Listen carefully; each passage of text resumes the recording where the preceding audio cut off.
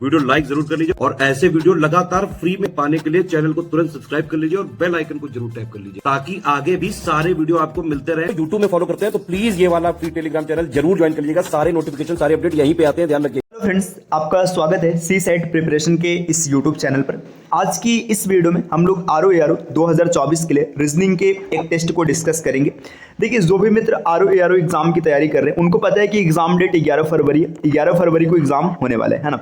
और पेपर में आपके 10 प्लस है ना, 10 से 12, कई बार 14 भी हो जाते हैं रीजनिंग के प्रश्न आपको देखने के लिए मिलते हैं, है ना। और रीजनिंग का प्रश्न आपके लिए निर्णायक साबित हो सकते हैं, क्योंकि जीएस के सेक्शन में जो बच्चे तैयारी करते हैं अक्सर वो अच्छा परफॉर्म करते हैं, है ना। तो रीजनिंग में अगर आपको ठीक ठाक परफॉर्म करने हैं तो आपको क्या करना है कि रीजनिंग में आपको 100 आउट ऑफ 100 मतलब जितने प्रश्न आते हैं उतने आपको सही करने होंगे, है ना। अब ये कैसे किया जा सकता है, इसके लिए आपकी पढ़ाई जो है वो तो कंप्लीट हो चुकी होगी, अब बचा है समय प्रैक्टिस का, है ना। तो आप देखिए कि आपके कितने प्रश्न मतलब सही है, किस पार्ट में आपको कमजोरी है, मतलब आप कहां पर चीजों को नहीं मैनेज कर पा रहे हैं, है ना, उसको करने का समय है। तो इस टेस्ट में कुल 20 प्रश्न आपको देखने के लिए मिलेंगे, है ना। आपको करना क्या है, पहले वीडियो को पॉज करना है, क्वेश्चन को सॉल्व करना है और इसके बाद क्या करना है, वीडियो को प्ले करके देखना है। और अंत में एक काम आप जरूर कीजिएगा, 20 में से आपके कितने क्वेश्चन सही बने ये कमेंट करके जरूर बताइएगा। तो चलिए स्टार्ट करते हैं अपने क्लास को। देखिए, अगर आप study for civil services team के पैड कोर्सेज से जुड़ना चाहते हैं, है ना, तो यहाँ पे कुछ नंबर्स दिए गए, आप संपर्क करके पैड कोर्स से जुड़ने की प्रक्रिया जान सकते हैं। ये ज्ञान सर का व्हाट्सएप नंबर है, आप यहाँ से व्हाट्सएप के माध्यम से भी जानकारी प्राप्त कर सकते हैं, है ना। देखिए, पैड कोर्स से जुड़ने का एक और रास्ता है, क्या है आपके पास, आप स्टडी फॉर सिविल सर्विसेज की एप्लीकेशन को प्ले स्टोर से इंस्टॉल कीजिएगा। यहाँ से आप पैड कोर्स से भी आसानी से जुड़ सकते हैं। साथ में जितने भी हमारी फ्री क्लासेस हैं आप उनको भी आराम से पढ़ सकते हैं, आपको किसी प्रकार की कोई समस्या नहीं होने वाली है। चलिए अब पढ़ते हैं अपने क्लास की ओर। देखिए, यहाँ पर पहला प्रश्न दिया गया आपके सामने कि उस विकल्प का चयन करें जो तीसरे शब्द से उसी प्रकार संबंधित है जैसे दूसरा शब्द पहले शब्द से संबंधित है। देखिए, यहाँ पर किसान का संबंध खेत से, तो आपको बताना है कि कलाकार का संबंध किससे होगा। देखिए, किसान जो अपना कार्य करता है कहाँ पर करता है, खेत में करता है, मतलब किसान की जो कर्म भूमि है वो क्या है, वो खेत है, मतलब ये खेत में अपना काम करता है। तो जो आर्टिस्ट है, आर्टिस्ट की कर्म भूमि क्या होगी, रंगमंच होगी, मतलब जो अपने कला का प्रदर्शन करेगा, अपना काम करेगा, ये रंगमंच मतलब थिएटर पर करेगा। तो इसका बिल्कुल सही उत्तर हो जाएगा विकल्प ए, रंगमंच, बाकी इंग्लिश में इसको थिएटर कहेंगे, है ना। चलिए अब आते हैं अगले प्रश्न पर, प्रश्न संख्या दूसरा। इसमें क्या दिया गया कि जो कथन दिए गए, है ना, यहाँ पर देखिए सिलॉक्स का एक प्रश्न है, कथन और निष्कर्ष दिख रहा है आपको नीचे। यहाँ पे दिए गए कथनों और निष्कर्षों को ध्यानपूर्वक पढ़ें। यह मानते हुए कि कथनों में दी गई जानकारी सत्य है, भले ही वह सामान्य रूप से ज्ञात तथ्यों से भिन्न प्रतीत होती है, तय करें कि कौन सा निष्कर्ष कथनों का तार्किक रूप से अनुसरण करता है। देखिए, जो सिलॉक्स का प्रश्न, इसमें ये आर्टिकल आपको पढ़ने की कोई विशेष जरूरत नहीं होती, आपको सीधा यहाँ पे कथन पर आना है, इसके बाद इसका वेन डायग्राम बनाना है और वेन डायग्राम बनाने के बाद कंक्लूजन देखना है। देखिए, सभी लकड़ी जड़ है ना, तो इसको मैं थोड़ा इंग्लिश से बनाता हूँ, ये वेन डायग्राम बनाने में आसानी होगी, लिखने में थोड़ी सुविधा रहेगी। देखिए, ऑल वुड्स आर रूट, जितने भी वुड्स है ना, मतलब जितने भी लकड़ियां हैं सब क्या है, सब क्या है, यहाँ पर रूट है। ठीक, हमने बना लिया, है ना। आगे बोला जा रहा है ऑल फ्रूट्स आर रूट, अब जितने भी फ्रूट्स है ना वो सब भी रूट है। देखिए, ऑल फ्रूट्स, तो फ्रूट्स भी यही रूट में आ जाएगा, है ना, यहाँ पर आ गया। अब आगे क्या बोला गया, नो वुड्स आर फ्रूट, अब कोई भी वुड्स फ्रूट नहीं, मतलब वुड और फ्रूट का कोई संबंध नहीं हो सकता कभी भी। अब कंक्लूजन क्या, देखिए, सम रूट्स आर फ्रूट, अब देखिए कुछ रूट ये पूरा रूट है, तो ये दायरा भी तो फ्रूट ही होगा, तो ये बिल्कुल सही हो जाएगा। आगे पूछा है ऑल रूट्स आर वुड, है ना, जितने रूट्स है सबके सब रूट्स वुड हो जाएंगे, नहीं हो पाएगा। क्यों, क्योंकि जो फ्रूट वाला दायरा है ना ये कभी भी वुड में नहीं जाएगा, तो ये गलत हो जाएगा। अब यहाँ पर देखिए क्या क्या दिया है इसका, इसमें ओनली 1 2 फॉलो, तो ये नहीं फॉलो कर रहे हैं, है ना। नाइदर 1 नाइदर 2 ये भी गलत हो जाएगा। ओनली 1 फॉलो, तो इसका सही उत्तर हो जाएगा विकल्प सी, सिर्फ और सिर्फ एक फॉलो कर रहे हैं, यहाँ पे आप देख रहे हैं। चलिए अगले प्रश्न पर आते हैं, प्रश्न संख्या 3। प्रश्न संख्या 3 में क्या दिए गए 4 समीकरणों में से पहले 3 को एक निश्चित प्रणाली के आधार पर हल किया जाता है, उसी आधार पर अनसुलझे चौथे समीकरण का उत्तर ज्ञात कीजिए। यहां पर 3 को हल किया गया और चौथे का हल क्या होगा आपको बताना है। देखिए, 6 और 5 से किसी भी तरीके से 91 बनाया गया, तो बनाने का तरीका यहाँ पे क्या हो सकता है। देखिए, एक तरीका तो हमें सीधा सीधा दिख रहा है, 6 और 5 का गुणा कराते हैं, 6 गुणे 5 आपको मिल जाएगा 30, है ना। फिर इसमें 3 का एक्स्ट्रा गुणा करा करके 1 जोड़ दिया गया, 31 मिल गया। यहाँ पे देखिए 8 7 56 हो जाएगा, 3 का गुणा कराएंगे तो 168 मिलेगा और 169 सही है ना। 10 7 70 और 3 से गुणा कराएंगे तो 210 111। ठीक, तो यहाँ पे पैटर्न पता चल गया, इन दोनों का आपस में गुणा कराना है, इसमें 3 से एक्स्ट्रा गुणा कराना है और लास्ट में 1 जोड़ना है, तो 22 पंचे 110, 110 में 3 से गुणा कराएंगे तो आपको मिलेगा 330 और 330 में 1 जोड़ेंगे तो 331। इस प्रश्न का सही विकल्प हो जाएगा बी। नेक्स्ट अगले प्रश्न पर आते हैं, प्रश्न संख्या 4 में क्या दिया है, निश्चित श्रृंखला में प्रश्नवाचक चिन्ह को प्रतिस्थापित करने वाली संख्या का चयन करें। देखिए यहाँ पे ये एक प्रश्न दिया है ना, मैट्रिक्स का प्रश्न है, आपको बताना है कि यहाँ पे क्वेश्चन मार्क के स्थान पर कौन सी संख्या आएगी। देखिए क्या पैटर्न यहाँ पर चल रहा है, आप समझने का प्रयास कीजिएगा।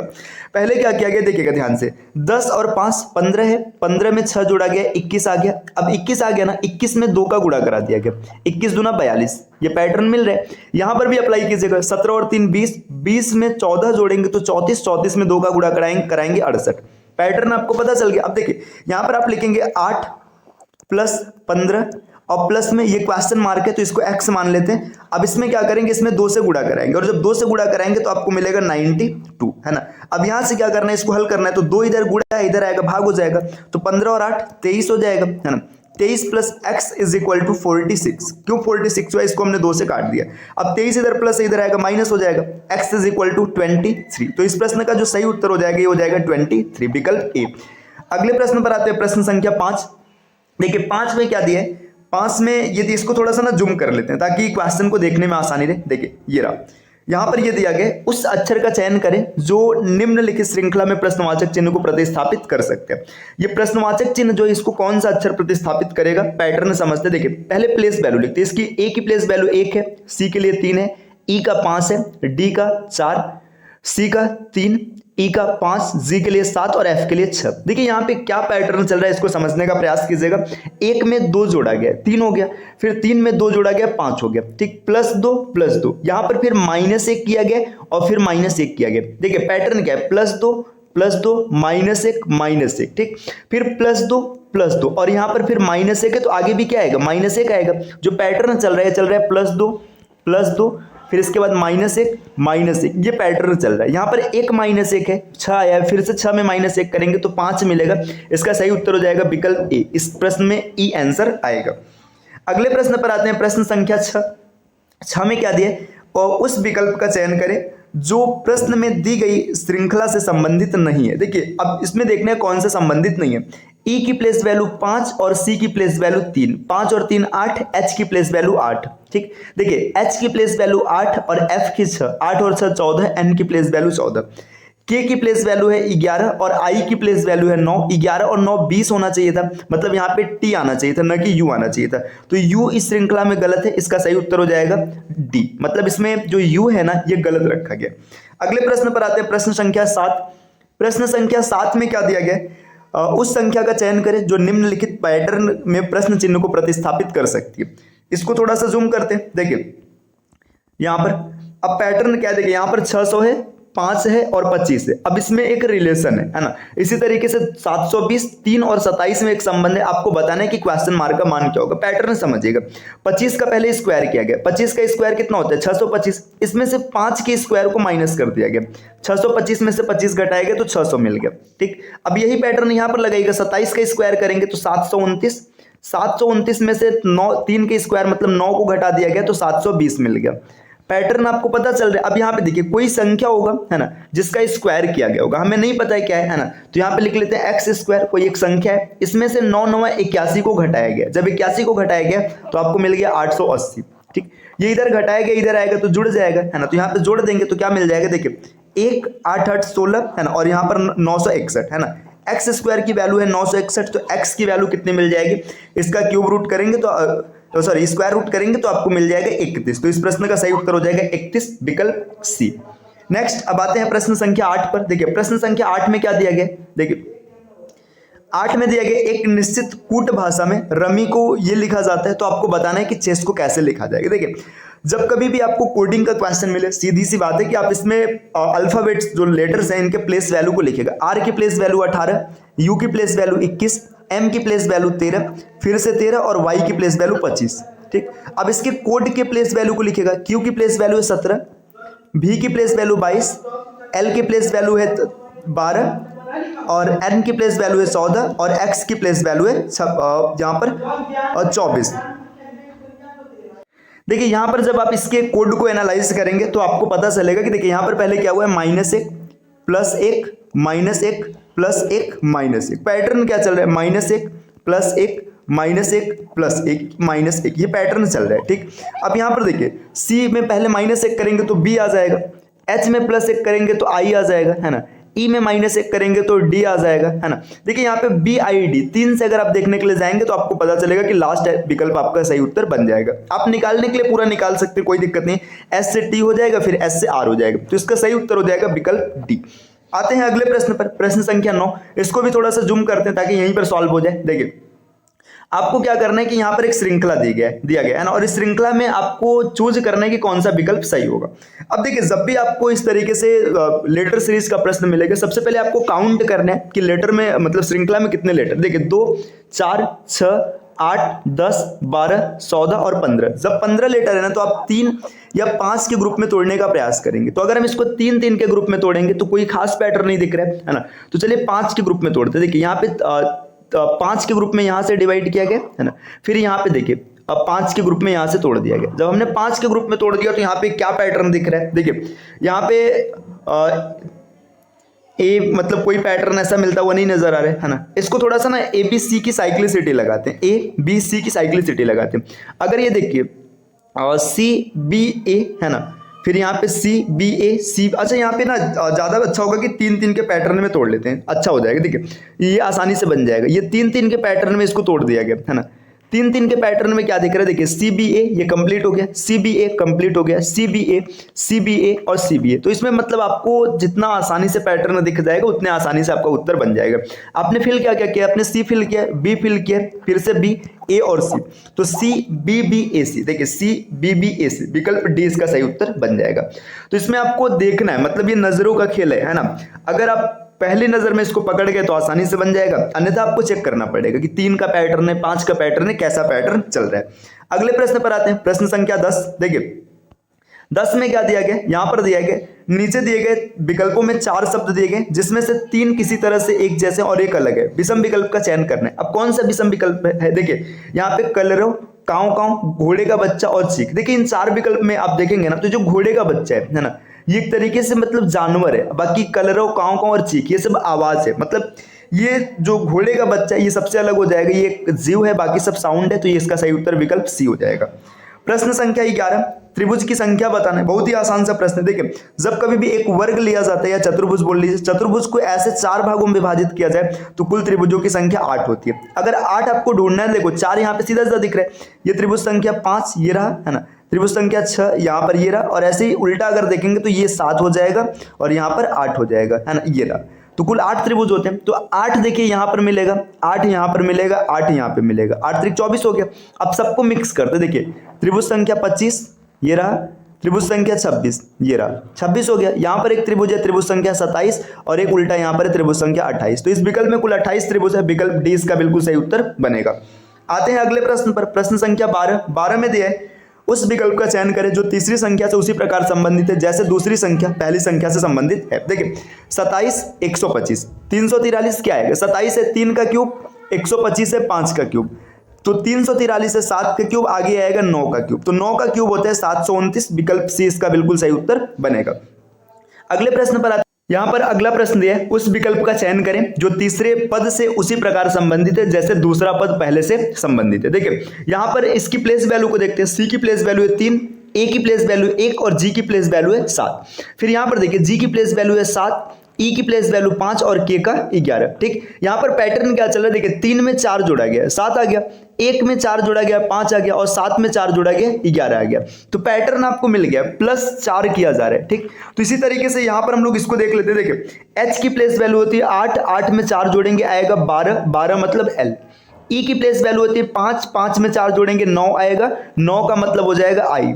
एल की प्लेस वैल्यू है 12, 12 में 4 जोड़ेंगे पी आएगा, मतलब 16 आएगा, 16 का मतलब पी। तो एल आई पी इसका सही उत्तर विकल्प ए बन जाएगा। चलिए आते हैं अगले प्रश्न पर, प्रश्न संख्या 14 में क्या दिया गया, देखिए यहाँ पे 14 नंबर का जो प्रश्न है इसमें यह दिया गया कि नीचे 4 मतलब ये विकल्प जो है ना इसमें 4 संख्या दिया गया जिसमें से 3 किसी न किसी रूप में समान है और एक भिन्न है, जो अलग है उसे चयनित करना। देखिए ये 12 का स्क्वायर है, ये 16 का स्क्वायर है, ये 26 का स्क्वायर है और ये 9 का स्क्वायर है। स्क्वायर तो हर जगह है, अब इसमें अंतर क्या है, देखिए ये ऑड संख्या का स्क्वायर है, तो इसमें विकल्प डी इसका सही उत्तर बन जाएगा। अगले प्रश्न पर आते हैं, प्रश्न संख्या 15 में दिया गया कि वेन आरेख में देखिए क्या है, ए जो है ये आम को दर्शाता है, ठीक, बी जो है केले को दर्शाता है, सी जो है सेब को दर्शाता है ना। प्रत्येक खंड की संख्या उन लोगों उन लोगों की संख्या को दर्शाती है जो उन फलों को पसंद करते हैं। मतलब यहाँ पे आम को पसंद करने वाले हैं, ए, बी जो है केले को पसंद करते हैं और सी सेब को पसंद करते हैं। कितने व्यक्ति केवल केले को पसंद करते हैं? केवल केला पसंद करने वाले मतलब बी चाहिए, है ना। देखिए तो यहाँ पे बी के दायरे को अगर देखेंगे, ये बी का दायरा है ना, सिर्फ केला आपको चाहिए। तो देखिए ये जो 2 लोग हैं ना, ये केले के साथ साथ आम को भी पसंद करते हैं तो इनको नहीं लिया जाएगा। ये जो 5 लोग हैं ये केले के साथ साथ सेब को भी पसंद करते हैं, इनको भी नहीं लिया जाएगा। सिर्फ 31 लोग हैं ऐसे जो सिर्फ केले को पसंद करते हैं, विकल्प सी इसका सही उत्तर हो जाएगा। प्रश्न संख्या 16 में क्या दिया उस इस श्रृंखला में, देखिए इसको थोड़ा सा जूम करते हैं ताकि बनाने में यहीं पर आसानी हो बन जाए, है ना। यहाँ पर आपको प्रश्नवाचक चिन्ह का मान बताना। देखिए 213 में 4 जोड़ा गया, 217 आ गया, है ना। 217 में 16 जोड़ा गया, 233 आ गया। 233 में 36 जोड़ा गया, 269 आ गया। 2 का स्क्वायर, 4 का स्क्वायर, 6 का स्क्वायर, तो आगे जोड़ेंगे 8 का स्क्वायर मतलब 64, ठीक। 9 4 13, 6 6 12 1 13 और 1 हासिल 333 इसका सही उत्तर हो जाएगा विकल्प बी। अगले प्रश्न पर आते हैं, प्रश्न संख्या 17, है ना। 17 में क्या दिया है देखिएगा भाई, यहां पर एक प्रश्न दिया गया है आपको, ये एक तरीके से कोडेड समीकरण इक्वेशन दिया है, कोडेड समीकरण। देखिए हैज का अर्थ है माइनस, एंड का अर्थ है प्लस, एट द रेट का अर्थ है गुणा और भाग का अर्थ है प्लस, है ना। तो आपको इस इक्वेशन का मान बताना है, ठीक। तो यहाँ पर ये इक्वेशन आप आसानी से कर सकते हैं, बस इसको रिप्लेस करिएगा, जो सिंबल है उनका मान यहाँ पे रखिएगा और आपका आंसर आ जाएगा। तो 17 वाला क्वेश्चन आप खुद से कैलकुलेट कर लीजिएगा। चलिए प्रश्न संख्या 18 पर आते हैं। 18 में आपको क्या करना है, क्वेश्चन चिन्ह का मान बताना है, ठीक। देखिए 126, 217, 344 आपको देख के पता चल रहा होगा 5 के क्यूब के आसपास है 126 और इसमें +1 किया गया। फिर आगे 6 का क्यूब +1 किया गया, 7 का क्यूब +1 किया गया। तो आगे क्या होगा 8 का क्यूब, 8 का क्यूब होता है 512, 512 में 1 जोड़ेंगे 513, इसका सही उत्तर विकल्प ए बन जाएगा। चलिए प्रश्न संख्या 19 पर आते हैं। 19 में क्या, पी क्यू का भाई है, आर क्यू की पुत्री है, एस पी की बहन है, क्यू एस की बहन है, टी आर का भाई है, तो टी का चाचा कौन है। चलिए इसका फैमिली ट्री बनाते हैं। देखिए पी जो है ये भाई है क्यू का, पी जो है ये भाई है किसका, भाई है क्यू का, ठीक। आर क्यू की पुत्री है, तो जो आर है ये पुत्री हो जाएगी किसकी, यहाँ पे छोटा हो रहा है इसको थोड़ा सा बड़ा बनाते। देखिए पी जो है ये भाई है क्यू का, आर जो है ये पुत्री है क्यू की, तो आर यहाँ पर पुत्री हो जाएगी क्यू की, ठीक। इसके आगे एस जो है ये बहन है पी की, मतलब एस यहां पर आ जाएगी, बहन हो जाएगी पी की। फिर आगे क्यू एस की बहन है, मतलब जो क्यू है ये एस की बहन है, ये भी बहन हो जाएगी। आगे जो है टी जो है ये आर का भाई है, जो टी है ये आर का भाई है, ठीक, ये आर का भाई है। तो टी का चाचा कौन है, देखिए यहाँ पे चाचा के बारे में पूछा गया है ना। तो यहाँ पे ये एक तरीके से अगर देखेंगे ना तो अंकल के पैटर्न में अगर आप देखेंगे, देखिए ये इसके भाई का मतलब हुआ, तो यहाँ पे चाचा का पैटर्न नहीं बनेगा, ये बनेगा मतलब मामा का पैटर्न। लेकिन यहाँ पे जो विकल्प है, तो अगर इंग्लिश के हिसाब से देखेंगे तो अंकल आप पी को बोलेंगे, तो इसका सही उत्तर विकल्प ए हो जाएगा। चलिए आते हैं अगले प्रश्न पर। प्रश्न संख्या देखिए यहाँ पे ये 20 नंबर का, गलती से इसको 18 लिख दिया गया, इससे परेशान मत होइएगा, 19 के बाद 20 आएगा। यहाँ पर आपको बताना, देखिए यहाँ पे ना इसको मैं थोड़ा सा जूम करता हूँ ताकि आपको दिखे, रुकिए, ये प्रश्न मैंने ही जूम कर दिया। देखिए जूम करने पर इसको थोड़ा सा और छोटा, ये रहा। देखिए यहाँ पर क्या दिया गया, यहाँ पर ये आपको एक शेप बनाया गया, इसका मिरर इमेज बताना है। तो देखिए मिरर इमेज में क्या होता है, इस शेप को मैं यहाँ पर बनाता हूँ। देखिए इस शेप ऐसा बनाया गया, मान लीजिएगा ये ऐसा है, ठीक। अब इसमें क्या करना है, आपको ये बताना है कि इसका मिरर इमेज क्या होगा। तो जो मिरर के पास है वो मिरर के पास ही रहेगा, बस ये ऐसे पलट जाएगा, इसका कड़ा यहाँ पर आ जाएगा, है ना, ये ऐसे हो जाएगा और ये ऐसे बन जाएगा। ऐसा शेप जो आएगा वही इसका मिरर इमेज होगा। ये नहीं हो सकता, देखिए ये भी नहीं हो सकता। और इसके बाद अभी देखिए ये एकदम सेम टू सेम ऐसे, तो ये भी नहीं हो सकता। तो विकल्प डी इसका सही उत्तर बनेगा। तो देखिए आज ये 20 प्रश्न हम लोगों ने टैकल किया। 20 में आपके कितने प्रश्न सही हुए आप कमेंट करके बताइएगा। और आरओ एग्जाम में अब जितने भी बचे हुए दिन है इसमें आप लगातार प्रैक्टिस कीजिए, मॉक टेस्ट दीजिए, है ना। इससे आप अपने आप को अच्छे लेवल पर लेकर जा पाएंगे और एग्जाम में आप बेहतर कर पाएंगे, है ना। तो देखिए अगर आप टीम के पैड कोर्सेज से आप जुड़ना चाहते हो तो यहाँ पे कुछ नंबर से आप संपर्क करके पैड कोर्स से जुड़ने की प्रक्रिया समझ सकते हैं। मिलते हैं नेक्स्ट वीडियो में कुछ नए इन्फॉर्मेशन के साथ, तब तक के लिए take care, bye bye and thank you.